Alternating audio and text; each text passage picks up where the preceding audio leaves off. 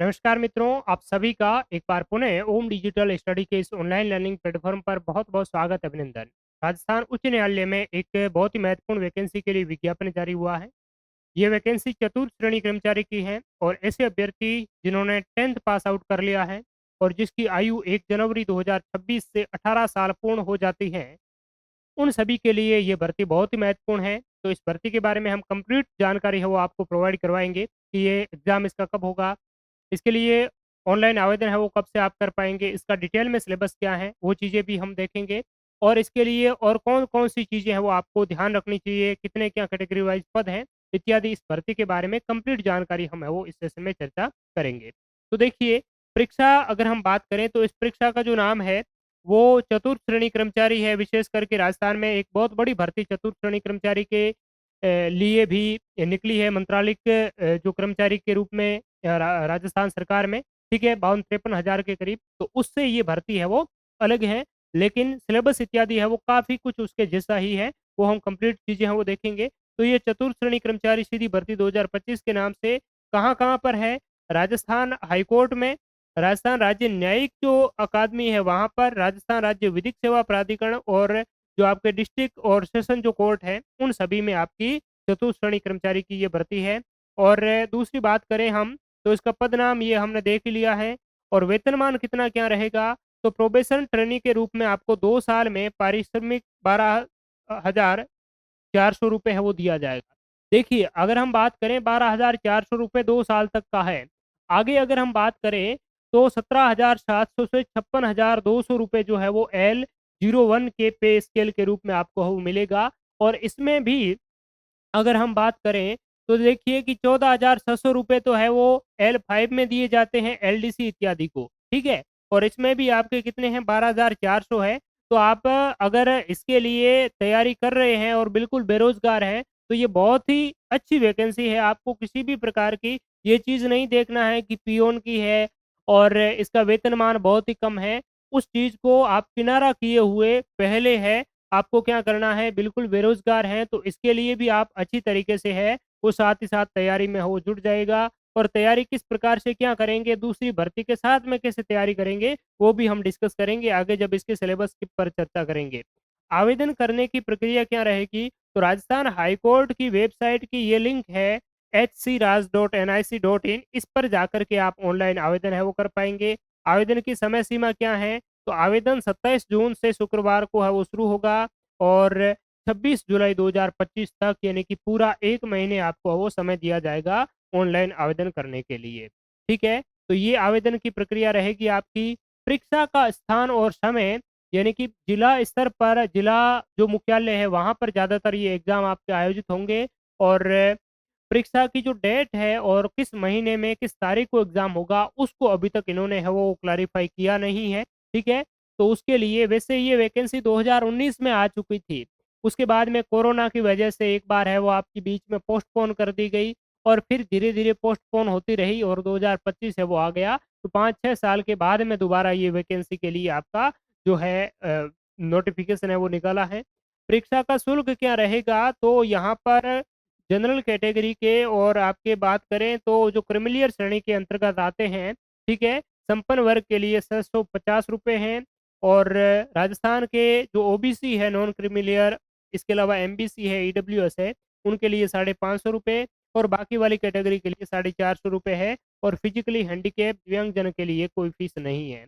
दूसरी बात है कि आप लोग कहेंगे कि हमने चतुर्थ श्रेणी कर्मचारी 2019 में आवेदन किया था, हाईकोर्ट ने फीस भी ले ली लेकिन फीस रिफंड इत्यादि नहीं की। तो ऐसी स्थिति में अगर आपने पहले फीस भरी है, तो आपको है यहाँ पर कुछ ऑप्शन है वो दिए जाएँगे और उसमें आपको क्या करना है कि एक सेल्फ अटेस्टेड आपको एक डिक्लेरेशन फॉर्म है वो साथ में वो डालना है और आपको कहना है कि इतनी-इतनी फॉर्म जो फीस है वो हमने भरी है और उसका कोई हमें रिफंड नहीं मिला है, कोई एग्ज़ाम है वो उसका अभी तक नहीं हुआ है। तो वो चीज़ें आपको एक घोषणा पत्र डाल कर के साथ में वो डालनी है, आवेदन की संख्या इत्यादि सारी चीज़ें आपको लिखनी है। और उसके बाद में उसमें जितनी आपकी फ़ीस जो हुई थी, वो फ़ीस आपकी कट हो जाएगी और बाकी वाली जितनी शेष रहे, वो आपको यहाँ पर है वो करनी है। अगर 550 ही पहले थी और 550 ही अब है, तो आपको फ़ीस भरनी नहीं है दोबारा, ठीक है? और जो जितना हो, वो आपको वो दिख जाएगा जब आप आवेदन करेंगे।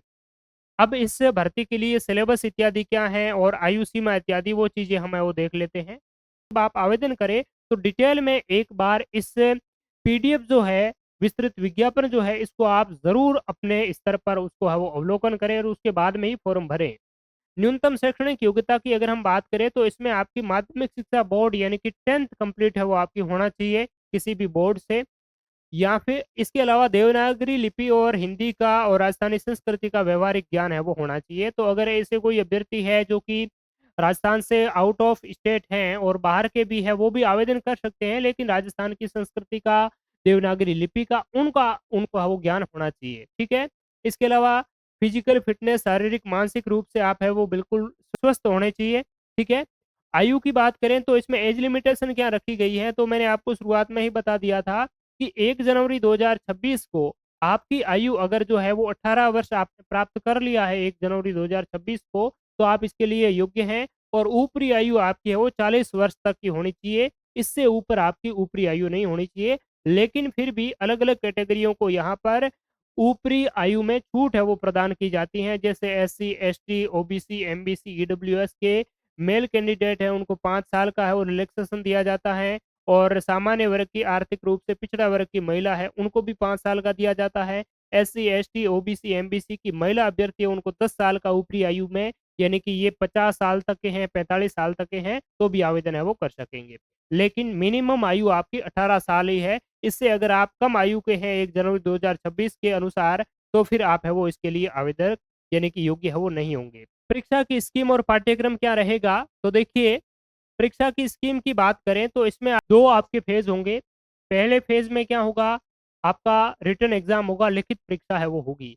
दूसरे फेज़ में लिखित परीक्षा होने के बाद में लिखित परीक्षा में जितने अभ्यर्थी आते हैं, उन अभ्यर्थियों में जितने क्वालीफाई उनके 3 गुना अभ्यर्थियों को, यानी कि टोटल जो भर्ती है, पद है टोटल, इन पदों के 3 गुना अभ्यर्थियों को है वो फिर इंटरव्यू के लिए बुलाया जाएगा, यानी कि साक्षात्कार भी आपका है वो होगा। इसमें क्या होगा कि जो पेपर होगा, लिखित परीक्षा होगी, वो 85 मार्क्स की रहेगी, 85 अंकों की रहेगी और 15 मार्क्स का आपका क्या होगा, इंटरव्यू होगा, साक्षात्कार होगा, यानी कि पूरा आपका जो है वो एग्ज़ाम है, वो 100 अंकों में है वो सिमट करके रहेगा। लिखित एग्ज़ाम, रिटन एग्ज़ाम है, वो आपकी मैट्रिकुलेशन जो मानक है, यानी कि 10th स्टैंडर्ड के आपको प्रश्न है वो पूछे जाएँगे ऑब्जेक्टिव टाइप के, और 2 घंटे का इसमें है वो समय दिया जाएगा। ठीक है? प्रत्येक जो प्रश्न है वो 1 अंक का होगा, 85 अंकों का, प्रत्येक प्रश्न 1 अंक का, 2 घंटे का आपको वो समय मिलेगा।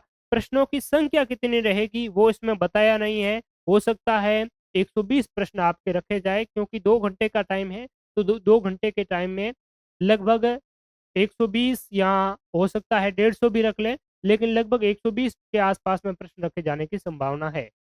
इसमें देखिए, सामान्य हिंदी से आपके कितने प्रश्न पूछे जाएँगे, तो 50 प्रश्न है इसमें सामान्य हिंदी से पूछे जाएँगे, ठीक है? और सामान्य अंग्रेजी है, इससे आपके जो है वो सामान्य हिंदी से 50 प्रश्न हैं। जनरल इंग्लिश है, इससे आपको कितने प्रश्न हैं वो देखने को मिलेंगे, 10 प्रश्न इससे। और राजस्थान की संस्कृति है, 25 प्रश्न इससे देखने को मिलेगा। यानी कि टोटल 85 जो प्रश्न है, यानी कि 85 अंक होंगे, ये कि वेटेज है, प्रश्न नहीं है, ठीक है? माफ़ी चाहूँगा। टोटल 50 अंकों का वेटेज है वो हिंदी में रहेगा, 10 अंकों का वेटेज अंग्रेजी में रहेगा और 25 अंकों का वेटेज है वो आपका किसमें रहेगा, राजस्थानी संस्कृति और बोलियों का वो रहेगा, ठीक है? तो जितने क्वेश्चन होंगे उस क्वेश्चन के अकॉर्डिंग आपका ये वेटेज है वो देखने को मिलेगा। दूसरी बात है कि इसमें जैसे सामान्य हिंदी है, सबसे अधिक जो वेटेज है वो सामान्य हिंदी का है, और हिंदी के बाद में सबसे अधिक जो वेटेज है वो राजस्थानी संस्कृति एवं बोलियाँ। यानी कि इस सिलेबस में दूसरी बात है, कोई नेगेटिव मार्किंग भी आपका किसी भी प्रकार का नहीं होगा। अगर आप 4 ऑप्शन मिलेंगे या 5 जितने भी मिलेंगे, तो उसमें कोई भी गलत ऑप्शन चूज़ करेंगे तो भी आपका कोई नेगेटिव मार्किंग नहीं है। जिस प्रकार से आपका रीट का एग्ज़ाम हुआ था पात्रता वाला, तो उसमें नेगेटिव मार्किंग नहीं थी, तो इसी में भी किसी भी प्रकार का कोई नेगेटिव मार्किंग नहीं है।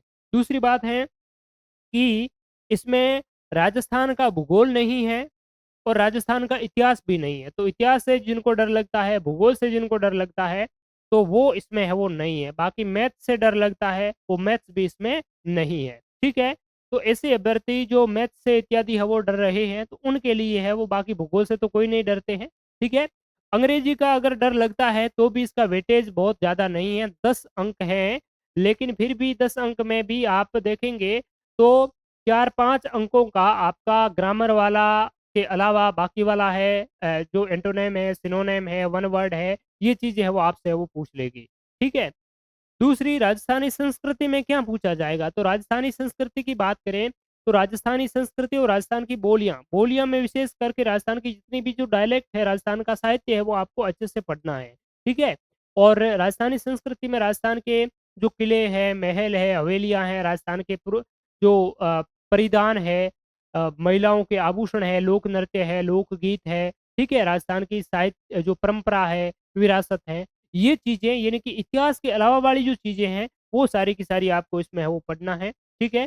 तो अब आप ज़्यादातर जो चतुर्थ श्रेणी कर्मचारी की कर्मचारी चयन बोर्ड वाली एग्ज़ाम की तैयारी कर रहे हैं, वो भी इसके लिए तैयारी करेंगे। और अब ये जो एग्ज़ाम है वो कौन करवाएगा? तो ये एग्ज़ाम राजस्थान हाई कोर्ट के द्वारा ही एग्ज़ाम कंडक्ट करवाया जाएगा, ना तो कर्मचारी चयन बोर्ड और ना ही आरपीएस इसको करवाएगा। कौन करवाएगा? राजस्थान हाई कोर्ट खुद करवाएगा। और राजस्थान हाई कोर्ट का पैटर्न कैसा रहता है? तो इसके लिए राजस्थान हाई कोर्ट जो एलडीसी है, इसका जो पहले के एग्ज़ाम है वो हो चुके हैं। कुछ पेपर हमारे यूट्यूब चैनल पर भी उनका सॉल्यूशन मिल जाएगा। Rajasthan high court paper solution bye home digital study आप कीवर्ड सर्च करेंगे तो आपको मिल जाएगा। तो उससे आप देख पाएँगे तो हिंदी के, इंग्लिश के जो सवाल है, वो आपके ठीक-ठाक स्टैंडर्ड लेवल के वो पूछे जाते हैं। और राजस्थानी संस्कृति, राजस्थान जीके तो बहुत ही आपका जो माध्यमिक शिक्षा बोर्ड वाली जो बुकें हैं, वो अगर आप अच्छी तरीके से देख लेंगे, तो उससे आपका वो हो जाएगा, उससे बाहर है वो नहीं जाएगा। बहुत 10th स्टैंडर्ड का मेनली है वो रहने वाला है। और इसके लिए राजस्थान पूरे सामान्य ज्ञान का एक फाउंडेशन बैच भी हमारे मोबाइल एप्लीकेशन में है वो आपको मिल जाएगा। तो उसमें आपकी पूरी राजस्थान की जो कल्चर, संस्कृति है, राजस्थान की बोलियाँ हैं, उसके साथ में राजस्थान का इतिहास भी आपको मिल जाएगा, क्योंकि वो भी आपको खैर पढ़ना तो पड़ेगा ही, क्योंकि जो राजस्थान कर्मचारी चयन बोर्ड वाला है, तो उसमें वो आपकी सारी पूछी जाएगी। तो उस प्रोस्पेक्टिव से आपको सारी चीज़ें हैं वो राजस्थान इतिहास भी पढ़ना है, भूगोल भी पढ़ना है, कला संस्कृति भी आपको हो तो वैसे पढ़नी है। लेकिन अगर आप केवल इसी को टारगेट कर रहे हैं, तो आपको है वो इतिहास और भूगोल पढ़ने की आवश्यकता नहीं है, ठीक है? तो ये तो इसका है वो पैटर्न है वो हो गया। बाकी डिटेल में भी आप कहेंगे तो मैं टॉपिक वाइज़ आपको दे दूँगा कि कौन-कौन सा पढ़ना है, वो भी मैं अगर आप बताएँगे तो आपको वो सारी चीज़ें वो दे दूँगा। और हिंदी और अंग्रेजी में जो अ, व्यावहारिक हिंदी व्याकरण है, हिंदी वाली, तो उसमें जितने जो टॉपिक दिए हुए हैं, जैसे संधि है, समास है, उपसर्ग है, प्रत्यय है, विलोम है, ठीक है? वो सारी जो चीज़ें हैं वो आपको एलडीसी वाला सिलेबस देख कर के आप 10th की हिंदी और अंग्रेजी है वो उसके अकॉर्डिंग आप है वो कर सकते हैं, ठीक है? उसके बाद में आपका जो है इसमें और स्पष्टीकरण दिया हुआ है कि इसमें मिनिमम क्वालिफाइंग मार्क्स भी आपको लाना है, ठीक है? तो अगर आप साक्षात्कार के लिए अर्हता प्राप्त करना चाहते हैं, तो उसके लिए एससी, एसटी और पीएच कैंडिडेट और भूतपूर्व सैनिकों को रिटन एग्जाम में न्यूनतम 34 मार्क्स है वो लाने हैं, और अन्य सभी कैटेगरी के लिए न्यूनतम 38 अंक है, यानी कि 85 अंक है। 85 अंक में अगर आप 38 अंक है वो लाते हैं, तो ही आपको साक्षात्कार के लिए है वो आपका बुलाया जाएगा। ये तो न्यूनतम है, लेकिन साक्षात्कार के लिए तो आपके जितने पद हैं उनके 3 गुना अभ्यर्थियों को मेनली है वो बुलाया जाएगा, ठीक है? तो ये आपकी इसमें है वो बात कही गई है।